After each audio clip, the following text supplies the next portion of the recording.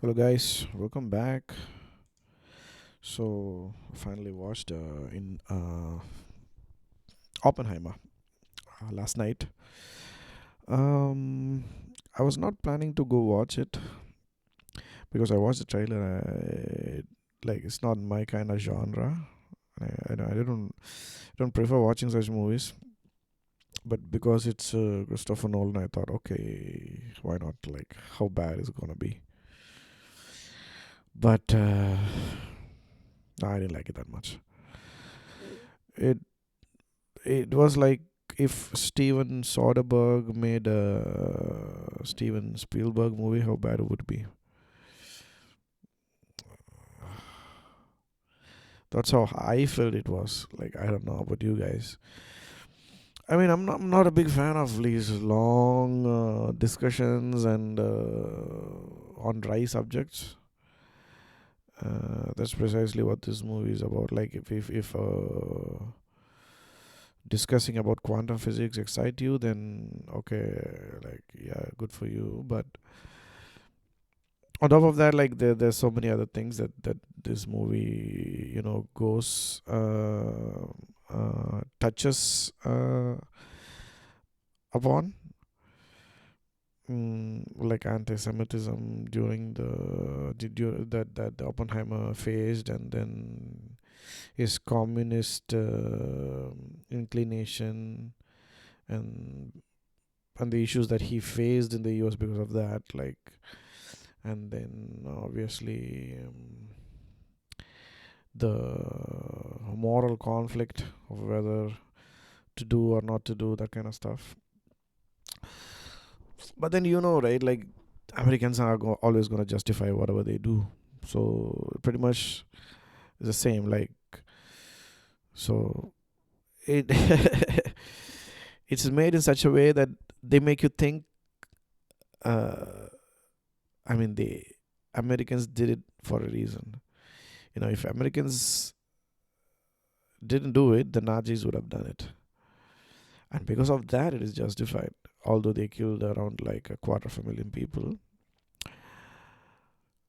On top of that, Oppenheimer himself was guilt ridden. Like he was not happy about it. Like, that's the kind of impression that they give you, right? He was a nice guy. I mean, it's the others who made him do it. It's a president who actually dropped the bombs, not him. I mean, he was a nice guy. He was a really moral person. He couldn't even sleep that night. That's a kind of that's the idea. Like, I'm giving you an idea of as how the movie goes about. First thing is way too long, 3 hours. I mean, for this subject, I honestly don't even know what Christopher Nolan found fascinating in this on this book about Oppenheimer. But he's a movie maker, so you never know what inspires these minds, right? Like, so I can't comment on that.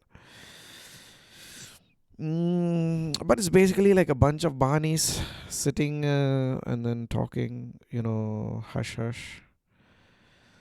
They don't talk loud because they're elites. Basically, they're elites, right? They're gentlemen. They don't even talk loud. They talk like this, long stare, and almost like whispers.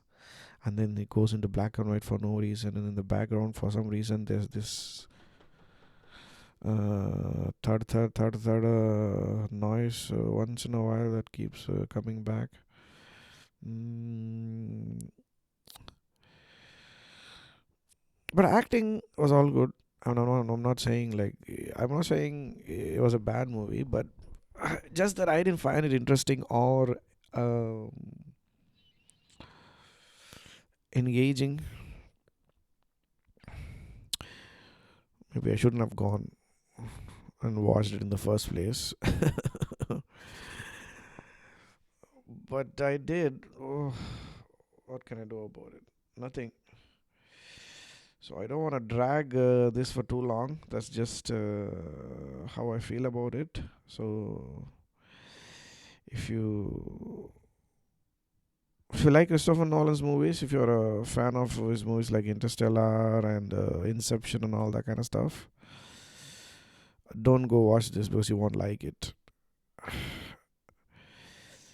I've not seen Dunkirk, but I think that movie probably was something like this movie. So if you like Dunkirk, then maybe go watch this movie. You probably like it. It's dry, is as dry as the other one. Okay, all right. I'll see you in another video. Thank you. Bye bye.